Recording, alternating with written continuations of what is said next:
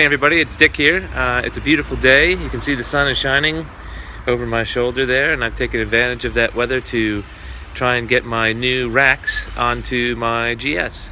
You can see the first thing you need to do is remove the seat, and I've done that. The factory grab rails are going to remain on the bike, luckily, for the new side racks that are going to hold my boxes or my soft bags, depending on what I want to use on my trips. BMW likes to use these Torx screws, so you got 4 Torx screws holding on the handrails here.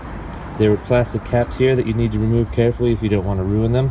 After that, you want to go ahead and remove that back section and expose the frame and where all your mountings are going to go. So you can see I've already done that. You're going to go ahead and remove this rack, and then you're going to remove that plastic panel.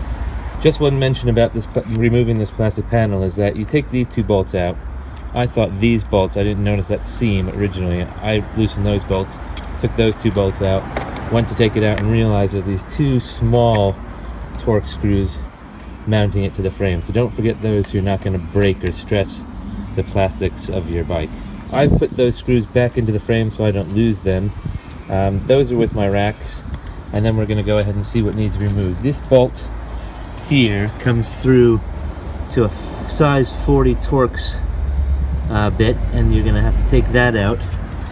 That goes down underneath your frame here, and let's see if we can get it a nice exposure. There you go, to the side racks that go up through the fender bit, which we just saw. The front of these side racks, and these are factory to the rally, the front of these side racks, you can see, are up there to another one of those bolts, and this whole section here is going to be removed. So if you do own a BMW GS, you're going to want to get yourself one of these Torx Bit Sets. I think this was like £9 on eBay or Amazon, and it works with my socket set, so it makes getting the Torx on and off real easy. Torx are obviously a good idea for security issues, especially here in London. So as I said, this is a size 40 T40 Torx bit, and this is a size 13 socket wrench. And we're just going to loosen those up, remove those bolts, and see if we can drop out that frame that I showed you. Now we're going to go ahead and do these bolts underneath. Luckily, all of these bolts so far that I've had to deal with for the removal of these racks and the top grab rails have been the T40 size. So I took out this first bolt and the rack didn't come, and luckily for security I see that there's another one so it can hold the weight, but I didn't notice that earlier. So I'm going to go ahead and take out that bolt as well, and then see if we can get this rack to come away from the bike. So you can see the rack's now loose. I'm going to carefully take out that bolt and then slide the rack off the bike there. Okay, a couple of revelations. I took out those 2 bolts. I went to remove this brake side, exhaust side rack. I thought that the rack on this side and the rack over here on the drive side were independent. They were 2 different racks, but it turns out that they're welded together and they share cross beam. Again, you know, good design. Have the frame take the weight and distribute it across everything. That means that I do have to take out the 2 bolts on that side before I can remove the racks as one unit. The other issue I have, and we'll see if it becomes an issue, is getting the rack off without having to remove the exhaust can. That's probably going to have to happen simply because the plate for the new GIVI, the plate for the new racks, whether it's GIVI or GIVI, I'm not sure how the Italians say it, it looks like it's going to impede while trying to install it on the can as well, so we're going to figure that out. Alright, I've gotten the bolts off. You can see the rack is ready to come away. I pulled it down from here. You can see it coming down out of the fender, and I'll show you the top section here coming off the frame there. It is an issue with the exhaust here. I'm going to see if I can try and finagle it out around here, but it looks like I'm going to have to undo this bolt and maybe these springs and take the whole can off, which adds to time, and it's just a big pain in the ass, but we'll see if that's an issue, and we'll see how intricate or how I can finesse this. There were those old you know, things, those metal games that you had to get the key off of the ring off the horseshoes or shit like that. So maybe I can channel. I was always pretty good at that, so maybe I can channel that and see if I can get this off. But I have to put the camera down so I can use both hands and see if that's the case. No such luck. I have to take this bolt off and see about how the can move out of the way, or if I have to slide it off here by undoing these two springs. Interestingly, this is a 45 Torx bit, and all the other bolts I've been using is a 40. It's, like I said, it's good to get a set. One of those little pocket knife size ones might have something that big. So that's a 45. Take that off and see if I can remove the can. The other good thing about removing the exhaust is the plate that comes with the new Trekker Outback racks here has to install through those same two sections that the factory rack installed through. And if we see here, I'm gonna hit the exhaust when I try and get it up there. So having the exhaust out of the way is a good idea. Like I said, it just adds the time, but it's a little frustrating, but we'll see how it works. Put those springs in a safe place, and then you can go ahead and take this bolt out by supporting, and then support your exhaust, because all of the weight will then be on your exhaust system down there. But once you take that out, you're essentially, all the weight's going to be resting on whatever length of pipe is inserted into the silencer. So support that when you take this bolt out, and then go ahead and carefully remove the exhaust can and put it somewhere safe. So the exhaust can is a little stubborn, because I think this is the first time it's ever been off, because it's a relatively new bike. And if I was to do this again, which hopefully I won't, I would leave the racks installed until I remove the exhaust can. That's pretty good, solid bit of advice, because now I'm balancing, you can see I'm balancing the rack and the exhaust in my hands. So as soon as I shifted the exhaust a little bit, that plate dropped right out of the frame, and I have all the weight of the rack and the exhaust kind of balanced on that little junction there. I'm hoping not scratching up the exhaust can too much where it's getting contact. But bit of advice, remove the exhaust can before removing your factory racks. Alright, you can see I have the exhaust off the bike. That's off in a safe place. With the exhaust off, the bike looks really cool. It looks like a proper off-road motocross bike. Maybe I'll have to consider some low-profile exhaust for the bike, because it does look really good with that open wheel. You can see the rack is there resting on the rear wheel there. That's come off. It looks like most of the bits are removed. I'm going to go ahead and see about installing the new rack. Really fortunate that this bike came with factory racks. You can see those two openings where the factory rack came up through, so that you could bolt through that hole. Looking at the instructions sent by the new rack, it looks like you had to cut two new holes through the fender, the plastic fender on the underbelly, so that you could fit that piece that I showed you earlier and slide up. So luckily I have those holes already cut, because that would have been a pain in the butt. I'm also encouraged by the fact that the instructions that were sent by the manufacturer shows a filthy underbelly of the fender as well, because my bike is often dirty, and I leave it that way because I can't be bothered to clean. There's the GIVI plate that I'm going to install. I'm going to use the factory bolts because they work so well with the frame.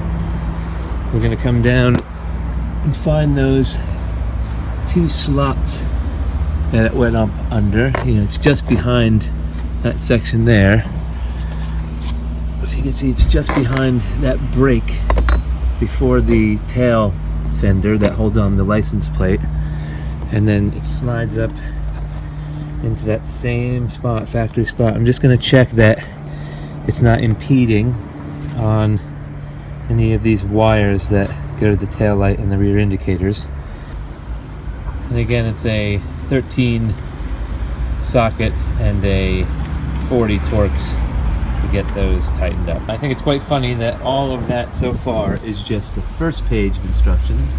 Obviously the removal of the old rack and the exhaust is not in the instructions, but the that first plate is finally on, and it's in securely and is ready for page 2. Alright, next step is to install these two brackets to the underbelly of the bike. So this small one is going to go up under here on the exhaust side or the brake side. Get a little glare, so under there like that. This longer one is going to come up under, bolt up under here on the drive side. I do have to use the hardware that came with the new racks. You can see on the instructions that they provide for some spacers between the plate and the frame, and then these are the spacers here. It looks as if the plate has a little oval shape instead of a straight hole, so this probably allows for a bit of tensioning and tightening, and also to move the mounting hole a bit away from the frame to allow for some spacing. So I'm going to go ahead and use the factory hardware, which I just did a little inventory, and the spacers don't look the same in the picture as they do here, so I thought that maybe I didn't have the spacers, but those are the only things left, and so I'm going to assume that those are the spacers and go ahead and use those. So that's a size 12 socket, and go ahead and tighten that down. Make sure the spacer is on the right side. Originally I put plate, spacer, bolt, and the spacer has to go up underneath there, so make sure that you do it in the right order. And there's the two mounting tabs installed there, and the other one over there. They look pretty good. It's almost like they're made for the bike. When I was going through the box, I noticed this funny little piece, and I could not imagine how it was going to figure into the installation of this rack. It looks as if it's another spacer, and it's going to come up right behind the rear set for the passenger foot pegs there. Just holding the rack in place, I'm seeing down here it's probably going to be a bit niggly to get the bolts in if I put the exhaust back on, but I'm definitely going to have to install the exhaust before I put that cross brace that goes over to the other rack that will be hanging over there. Because I don't have a person helping me, I'm skipping a step, and I'm just going ahead and loosely setting those into the back plate there, so that this can hang on its own, and I can go ahead and fiddle around with everything that needs to happen over there with the plate and all of the bolts and everything that needs to happen. If you look at the diagram, there's quite a lot going on, so having that be suspended back here, even though it comes later in the instructions, is going to help me do everything I need to do to get going on over here. Seeing how far those bolts stick back, it was probably a good idea that I did not install the exhaust before doing at least this part of the rack. I'm going to go ahead and take this plate and put it in place.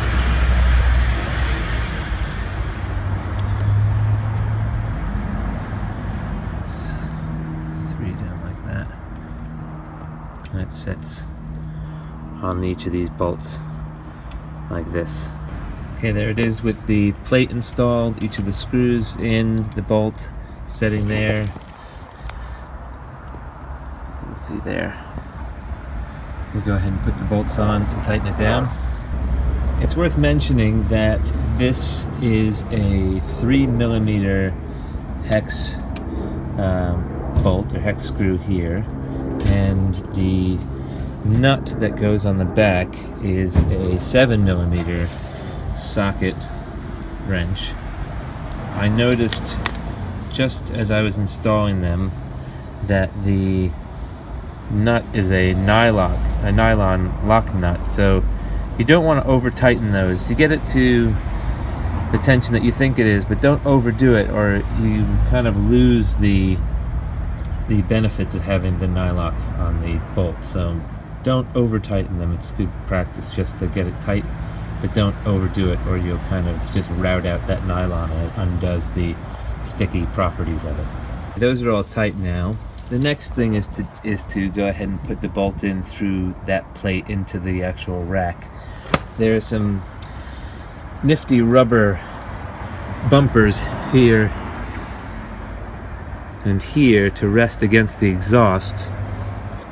So before I go ahead and commit to bolting that in, I'm going to reinstall the exhaust so that I don't have to press against the outside of the rack. There's a bit of play here. I'm going to go ahead and, while these are still loose, install the exhaust to make sure the bumpers are sitting properly, and then go and install the bolt through there. There it is, back with the exhaust back on. You can see the bumper here right up against the exhaust. There's good clearance down there. The bolts are cleared on the silencer.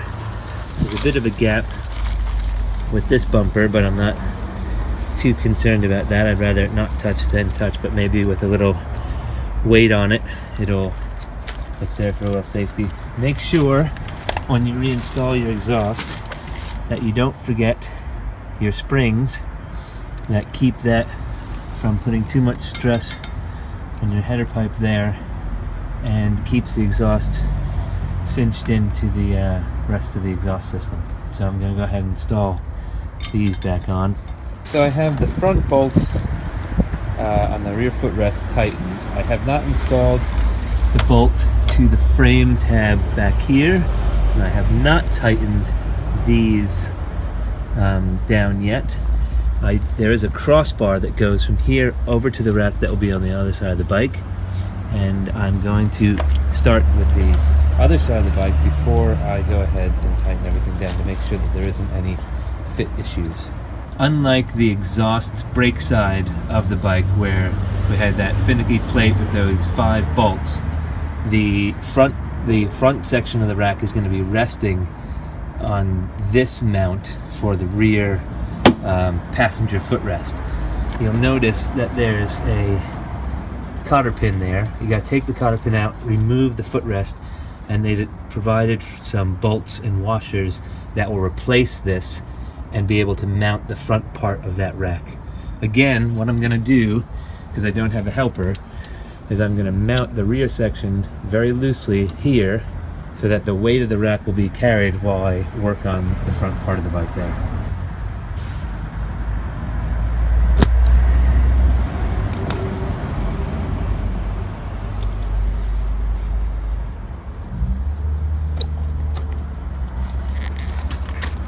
I've removed the passenger foot peg from the bolt mount bolt here. I have loosely bolted up the rack so that it's holding itself up here. It's just going to slot in there.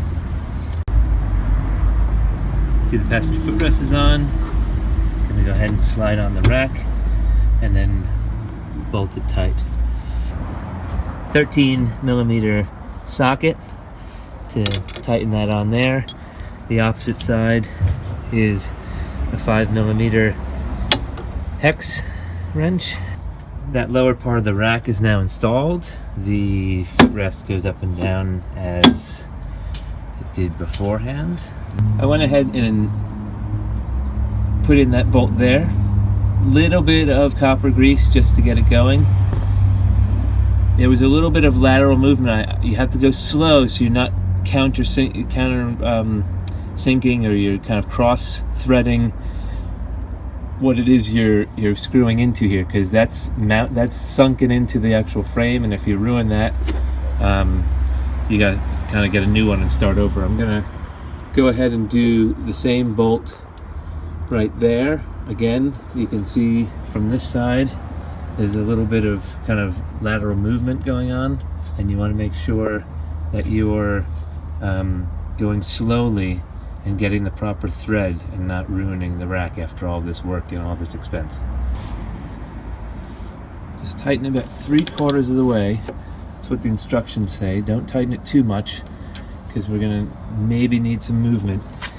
We're gonna go ahead and put the crossbar on from this tab over to this tab here. And we want to make sure that we have whatever movement we need. I've installed loosely this end of the cross brace. I'm coming around to this side now, seeing if it lines up. It's pretty good actually. I'm actually quite impressed with how close that is. Might not need all of that much negotiation to get it in. Nope, the slot's right in. That is amazing. So without any flexing of the racks, I'm able to put that cross brace in right over to the other side. I'm going to go ahead and tighten those up and then go up to the top, tighten these up, and finish up the last quarter of that bolt and that bolt there. To tighten the crossbar bolts, that's a 10mm socket and a 10mm wrench. Just tighten that down just half a turn past tight. There's no torque specifications, but make sure it's nice and tight. Again, up here, these bolts here, it's 13 socket and wrench on either side. Right, the racks are now installed. They're all tightened down. Everything's nice and secure. I'm pretty impressed with, actually I'm really impressed with the installation and how well everything fit. I'm a bit nervous about these tabs here sticking out, protruding. I think that has to do with how hard boxes will fit onto these racks. It looks like they are replaceable and or removable, so unless I'm riding with those boxes, if I'm going to go do some stuff where I might be ensured that I'm falling down, I'll probably take those off. This thing here also looks a bit, there's a mechanism for locking. It also looks a bit vulnerable, but also it looks like you can remove it, so I might look into that. But generally, really secure. GIVI is something I've used before on Yamahas for some sport touring, and so I'm really impressed with these so far. I'm also impressed at how low profile they are.